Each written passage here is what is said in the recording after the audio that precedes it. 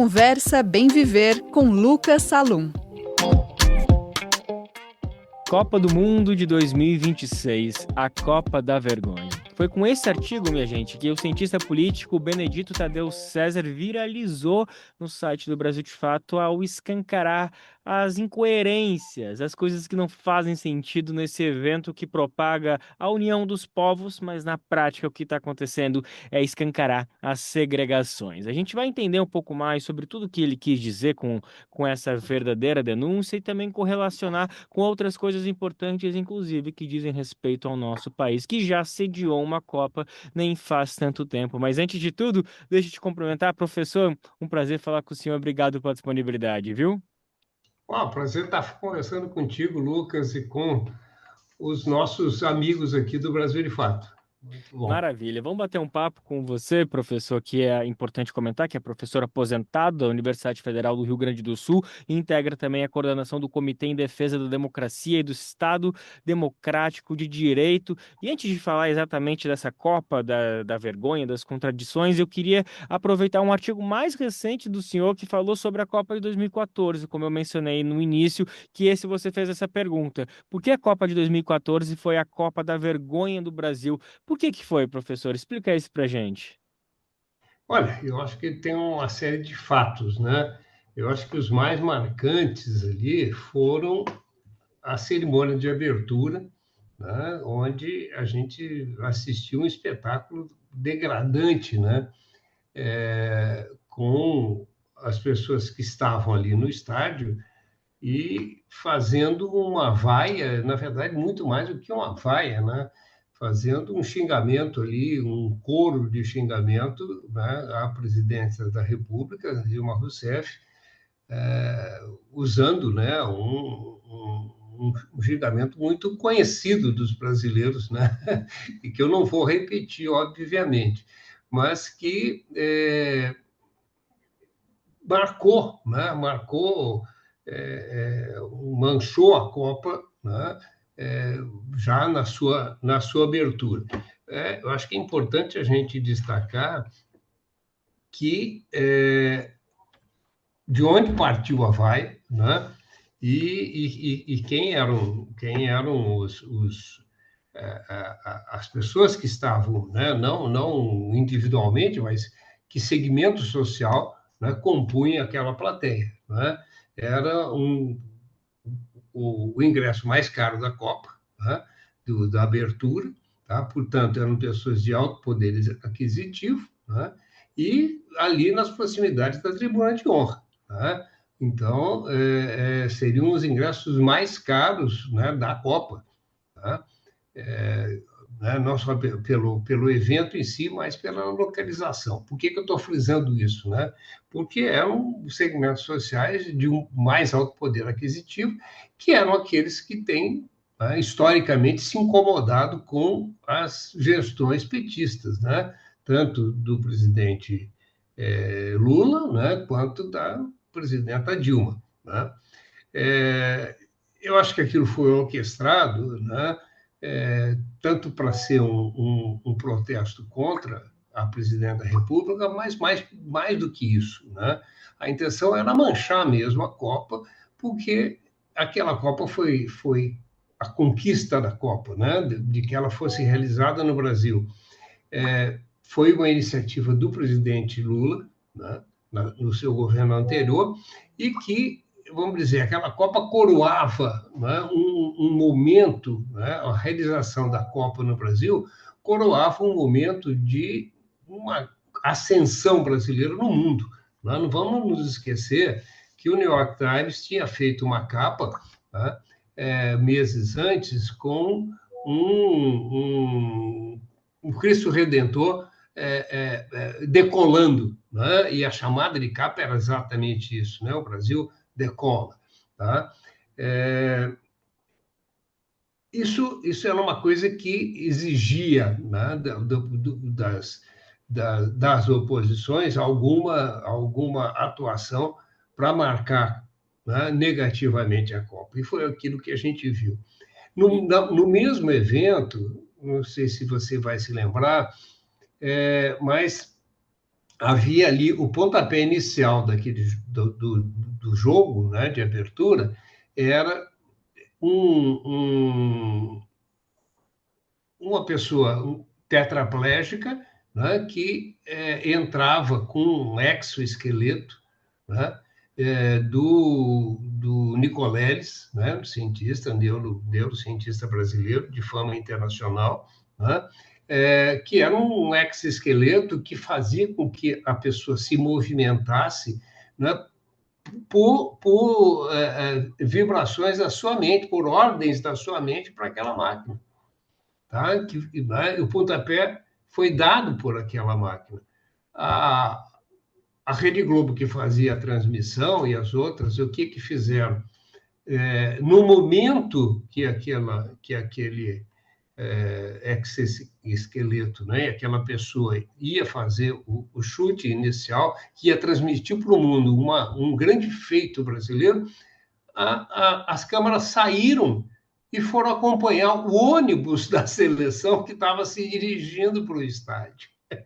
Né? Então, você vê, são todas coisas que são orquestradas. Né? Depois Professor, daquilo, nós tivemos a vergonhosa, né, a pior exibição da seleção brasileira de todos os tempos.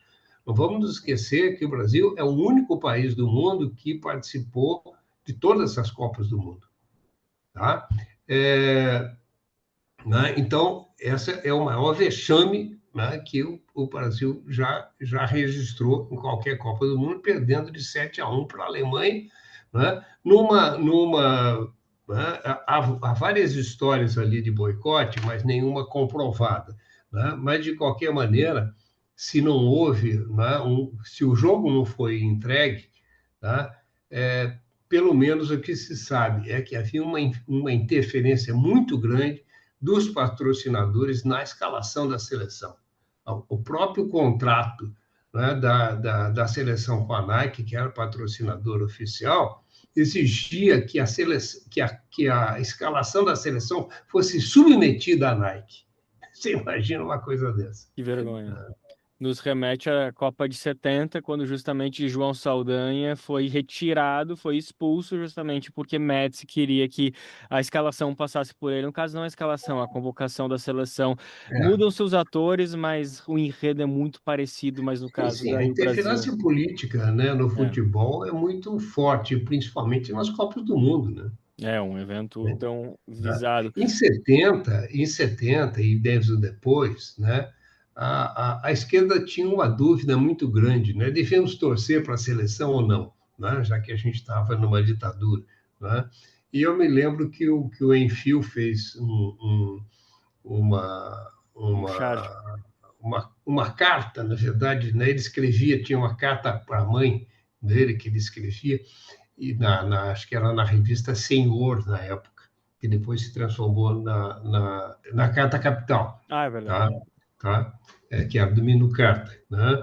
E ali ele dizia, né, que, olha, que a gente tinha que torcer, porque, na verdade, né, a seleção era do povo brasileiro, né? Não eram dos generais que controlavam, né, o poder no país. Né?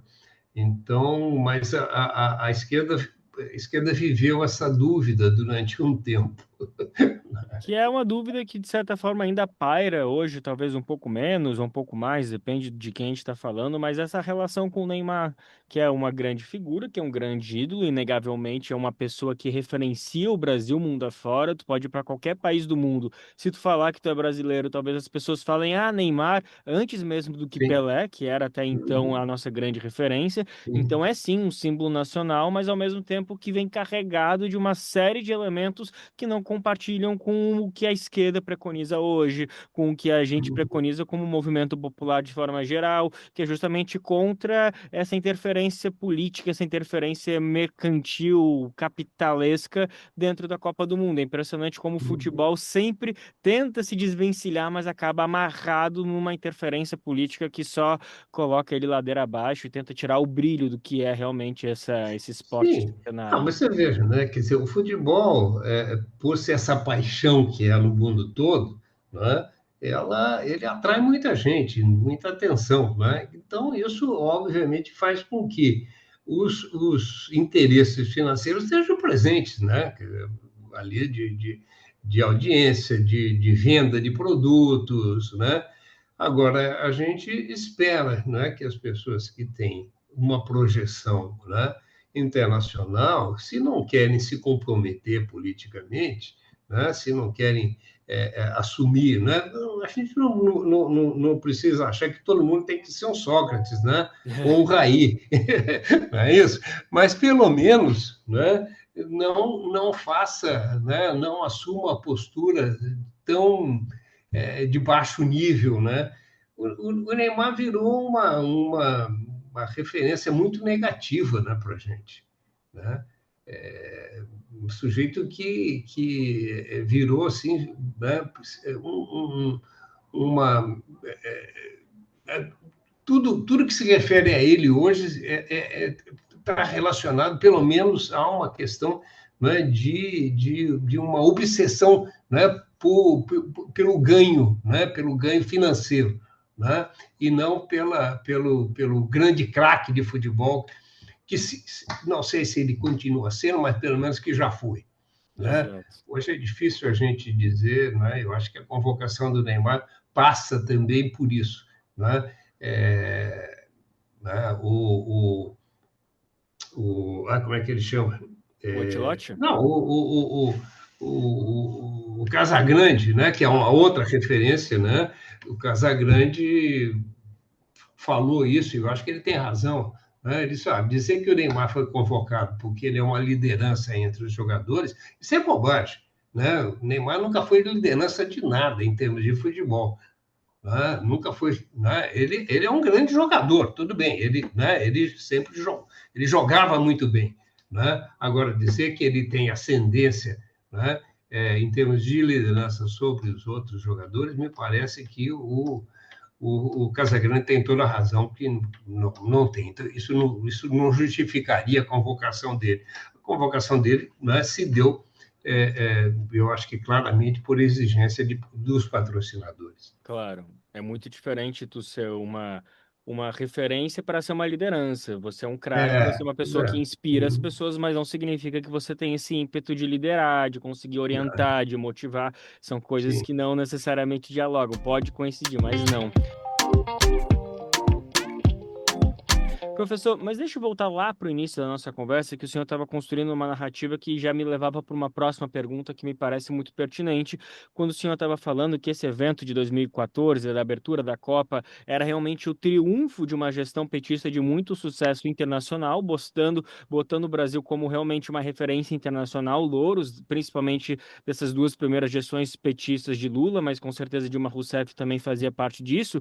E aí eu fico pensando que esse marco do final da Copa é justamente o início que a gente começa a ver a camisa da seleção brasileira, os símbolos patrióticos da bandeira e Uhum. tudo mais, começarem a ser roubados, sequestrados pela extrema-direita, que aí vira a grande bandeira. A partir daí, as manifestações de 2016, as pessoas começam a usar a camisa do Brasil como se aquilo fosse um antagonismo ao petismo. O petismo é uma coisa, ser patriota é outra. Te parece que as coisas não são, digamos, coincidências, não foi por acaso que veio esse movimento de pegar essa bandeira do Brasil e se apropriar. Foi justamente uma resposta para tirar esse triunfo internacional que a gestão petista via construindo. Sim, eu acho que sim, entende? E eu acho também que tem a ver, né, com a vergonha, né, daquele 7-1. Tá? Um pouco assim, olha, né, vocês enxovalharam, né, a camisa da seleção, entende? Nós vamos resgatá-la. Né? É tal história, né? São as narrativas, né? Quem tem o controle da grande mídia acaba gerando, né, narrativas aí, né, que o satisfaz. Na verdade, ali não foi nem uma questão da grande mídia, mas das redes sociais, né, que naquele momento, né, hoje está um pouco mais equilibrado, mas naquele momento era completamente controlada pela extrema-direita, né, que começava a botar a cara de fora e que fez isso com extrema competência. Né? Não podemos negar que eles foram muito competentes para manipular as redes sociais. Né? e aí realmente conseguiram, né? Veja, né, que aquela, né, a gente teve antes da Copa, inclusive, aquele movimento Não Vai Ter Copa, né? Lembra disso? Sim, Né? claro. Que era um movimento que no fim, acabou também. A gente viveu um momento muito, que eu acho que a gente precisa de um tempo maior, né, de histórico, né, para poder entender melhor aquele momento que se viveu no país. Né? Mas eu acredito que todas, inclusive, há evidências disso, né? A gente não pode esquecer, né, que anos antes teve o que a gente conheceu no mundo como a Primavera Árabe, né? E que, quando ela eclodiu, a gente achava que era um movimento espontâneo, né, liderado ali por populares nas redes sociais, né, que provocou uma explosão ali em busca, né, de uma mudança de regime, né, no continente ali, nos países árabes e tal. Né? Depois se descobriu que não era bem assim, né? Que havia todo um processo ali de construção daquele movimento, né? E com interferência externa. Né? Há evidências fortes de que isso aconteceu também no Brasil, tá? E eu acho que a gente tem que remontar, entende? Provavelmente antes da Copa, aqueles movimentos já eram algo que... Eu não estou dizendo que as pessoas que foram para a rua naquele momento o fizeram conscientemente, entende? Quer dizer, numa tentativa de desestabilizar o governo. Não é isso, entende? Quer dizer, o que eu estou querendo dizer é que havia por trás, né, milhares de impulsionamentos, né, nas redes sociais, entende? Quer dizer, provocando aquela reação. Havia um sentimento, né, de que tudo era possível, que todas as conquistas eram possíveis. Né? Havia até bem pouco tempo, né? Até ali havia né, um sentimento de que o Brasil era um país que estava em ascenso, né, que as conquistas sociais eram muito fortes e elas iam avançar mais. Né? E tanto é que, quando eclodiu todo aquele movimento, né, de junho, né, de 2013, tá? Veja, 3 anos depois da Copa, né? Peraí, é, professor, só para uma coisa que estou confuso, porque a Copa foi em 2014, então esse movimento de junho de 2000. 2014, desculpe, eu tô com 2010 na cabeça, não, 2014, tá? Ainda bem que você me corrigiu. Nós já tínhamos um momento ali de crise, né, de crise econômica, tá? Já tinha começado a acontecer, né? Ela vai acontecer mesmo no final né, do governo e no começo do governo Dilma, né, do segundo governo Dilma. Tá? Mas ali, então, você tinha todo esse movimento que já começava a eclodir, né, e que, quando ele começa, quando o MBL vai para as ruas, aquela história toda, você tinha todo tipo de bandeiras nas passeatas. Né? Você tinha, vamos pegar uma bandeira bem extremada, você tinha mulheres defendendo o aborto, tá? E tinha na mesma linha de coisas, né? Pessoas ao lado contra o aborto.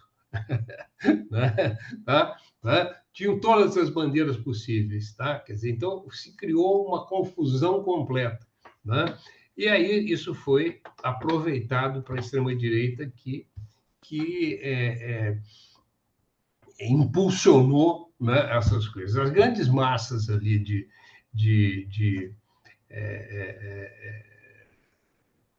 junho, né, eu dei várias entrevistas no dia daquelas maiores marchas, e os veículos de mídia me perguntam assim, professor, como é que o senhor explica que as redes sociais façam isso? Eu digo, olha, peraí, isso não é bem assim, né? Tá? Óbvio que teve um grande impulsionamento nas redes sociais, né? A gente não sabia até que ponto aquilo não era espontâneo, que a gente só descobriu depois, né? Mas eu já dizia ali, eu dizia, olha, né, vocês, né, a grande mídia, vocês convocaram isso, né, essas grandes massas para ruas, quer dizer, vocês saíram noticiando, né, e a todo momento dizia, a massa se reúne em tal lugar às tantas horas e o percurso é tal e tal e tal. Quer dizer, né, você está chamando as pessoas para sair para a rua, né? Você não está só dando notícia, mas você está dando serviço, né? Pode dizer, vem para cá. Né? E eu me lembro que uma dessas entrevistas eu tinha uma amiga, professora, inclusive, de comunicação, né? Numa universidade, né? E eu terminei a entrevista, ela disse, discordo de ti, não é nada disso, entende? Isso é trabalho das redes sociais. Depois se viu que não era só das redes sociais. Né? Então, eu acho que, né, que foi muito instrumentalizada. Aquela Copa foi muito instrumentalizada, né, pela extrema-direita para impedir, né, ela podia ser o coroamento né, do momento aí de grande prestígio do Brasil. E não podia deixar que isso acontecesse. E realmente é muito importante o distanciamento histórico para a gente conseguir olhar com mais frieza e ver como as coisas se construíram. Mas é óbvio que isso é uma análise que é importante justamente para acadêmicos, cientistas políticos, porque é na hora que a gente tem que tomar as decisões, então fica o ensinamento, né? Por isso que é importante revisitar a história, seja a história antiga ou a história recente, para a gente conseguir colher as melhores reflexões possíveis.